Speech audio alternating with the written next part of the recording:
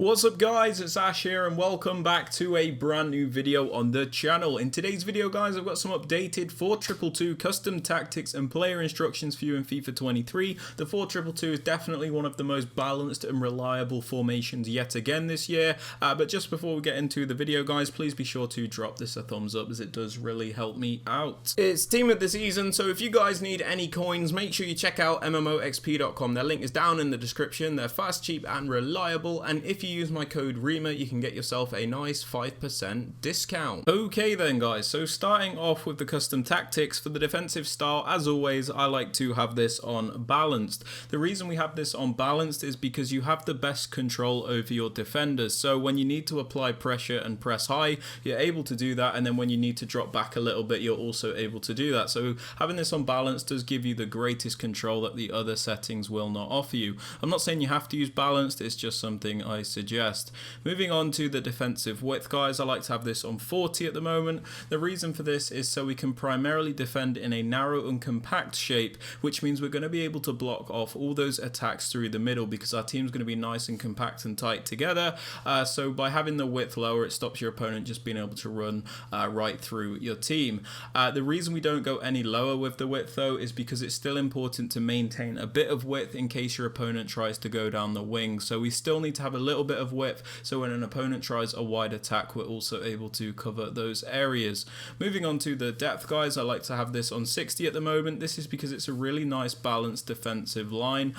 Basically, if we have the defensive depth too high, then we're just going to get through-balled all the time and we're going to get caught out and leak easy goals. And if we have the depth too low, we're constantly going to be getting pinned back and we're always going to be under pressure, which is not something we want. So if we go for a nice balanced defensive line, sometimes we can sit a little bit deeper, other times we can press higher to win the ball back. Moving on to build-up play guys, I like to have this on balance. This is because it's the most consistent and the most varied form of build-up. When you want to play slowly, you're able to do that, and when you want to speed up and be a bit faster, you're also able to do that because it's the balanced style. For example, if you use slow build-up and then you decide you want to play quickly, you're not really able to do that. But if you have this on balance, you can kind of pick and choose when you use which type of build-up you want to use. But yeah, moving on to chance creation guys, I like to have this on direct passing. This is because it's the most meta option in the game. Basically, your attacking players will like bunch up against the defenders, so you can do the really overpowered 1v1 isolation plays and guarantee those chances. Players also make the extra movements in the box so you can get off that extra pass to guarantee the goals, as opposed to you just hitting the ball straight at the goalkeeper with that RNG. You can really guarantee those goals because of the extra pass sweat option. Direct passing is super important in my opinion.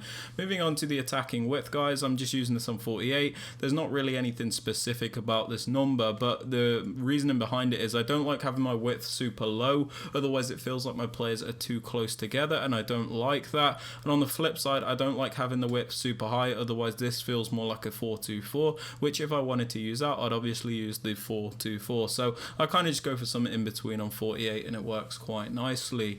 Moving on to players in box guys, I like to have this on 5. This is because it's bang in the middle, meaning we can get some players into the box, but we're not going to overcommit the entire team to the point where we're always getting counter-attacked.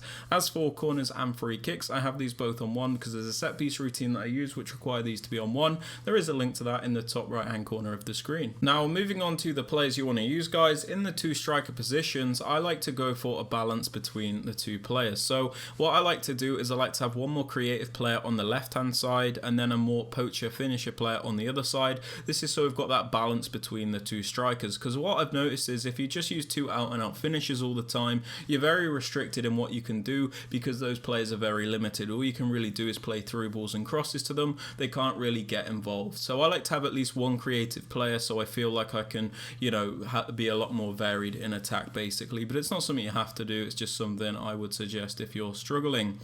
Now moving on to the right cam and the left cam, I suggest going for good winger style players. This is because these are the main outlets in the team, so it's important that they have like the pace and the dribbling and all the creative ability to cope with that role. If you use like slow clunky players with no creative ability, you're going to struggle using them at cam because these are like the main playmakers, the main outlets. So it is important that you use competent players. Just make sure you're using really good players in the cam position, in my opinion.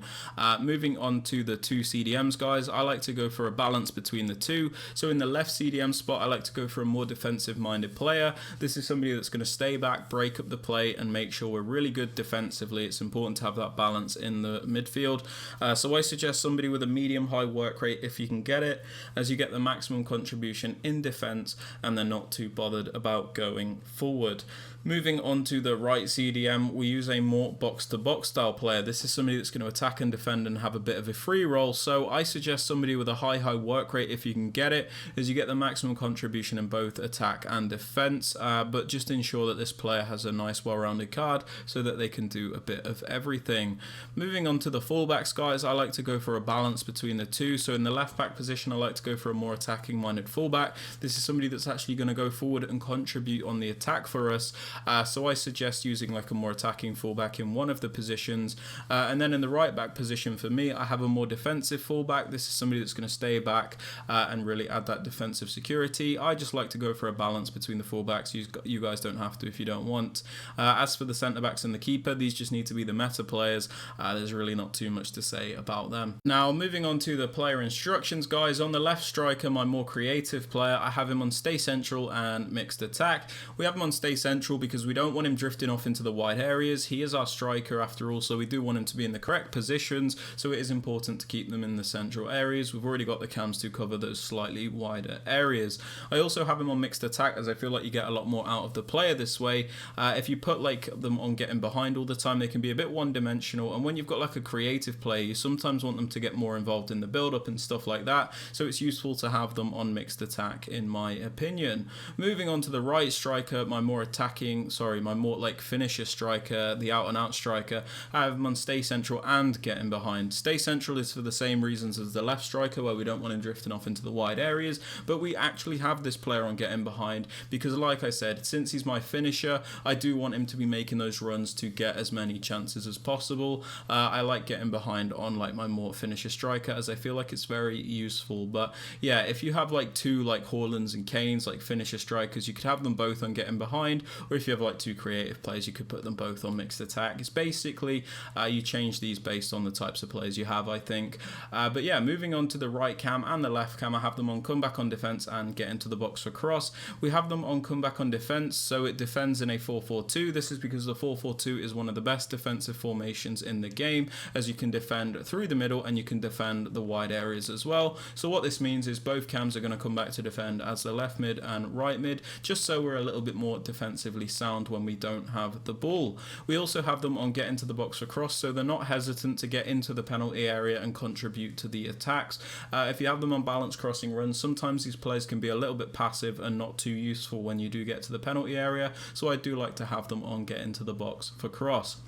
Now moving on to the left CDM, my more defensive-minded player, I have him on stay back while attacking, cut passing lanes and cover centre.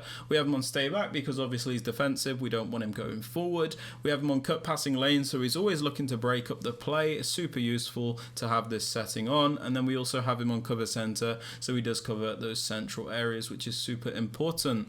Moving on to the right CDM, the more box-to-box style player, we have him on default settings and cover centre. We have him on the default settings because he is a more box-to-box style player, so we don't really want to restrict him all that much. We kind of want to let him do his own thing, so we kind of just let him do that with the default settings. The only important thing is that we have him on cover centre, so he does defend those central areas. Now moving on to the left back, my more attacking fullback, I have him on balanced attack and overlap. This is because the 4-2-2 is obviously still a narrow formation, and sometimes we need that wider option to help us out. So we have him on balanced attack and overlap, so this player is not scared to join the attack, and he makes the overlapping runs to give us a wide option. This is super important in my opinion, and people that don't use their fullbacks to attack, I think they're kind of missing out, to be honest with you. Moving on to the right back, my more defensive fullback, I have him on stay back while attacking and overlap. I have him on stay back, so we always have at least 3 defenders back at a time, but I have him on the overlap run type in case I do send him on a run forward with like L1 or something. He will make the overlapping runs to add extra width. As for the centre backs and the keeper, these are on default settings settings and I do not touch them. But yeah guys, they're my custom tactics and player instructions for the 422. If you have enjoyed or found this useful, please be sure to drop this a like, sub to the channel if you are new so you never miss out on any videos like this one, and don't forget to turn on notifications so you are notified when a video is posted. And with all that aside guys, I hope you have a great rest of your day, and I'll catch you all in the next one. Peace.